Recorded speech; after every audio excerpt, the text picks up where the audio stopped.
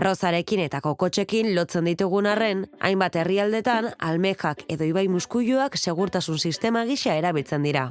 Varsoviara goaz, bertan, 8 almeje kontrolatzen baitute 8 milioi biztanle kontsumitzen duten ur horniketa sistema. Mikrochip, adimen artifizial edo sentsore digitaletan oinarritu beharrean, poloniarrek naturaren jakintasunean konfiantza izan dute. Almeja hauek ibaietan bizi dira, eta egun osoan zehar irekita daudela ura iragazten dute. Baina kontaminazioa sumatzen dutenean, naiz eta txikia izan, berehala ixten dira. Horrexegatik, ikerlariek primerako detektagailua aurkitu dute animalia hauetan. Gainera, alarma gisa funtzionatzen dute. Oso analogikoa da sistema. Maskorran malguki bat dute. Beraz, almejek kutsadura sumatzen eta ixtean, malguki horrek botoi bat sakatuko luke. Hiriko ur horniketa moztuz. Biomonitoretza hau ez da bakarra munduan. Araztegietan amuarrainak erabiltzen dira. Eta zenbait aireportutan, erleek sortutako eztiaren bidez neurtzen da kontaminazio maila. Argi dago, natura jakintsua dela. Beraz, zaindu.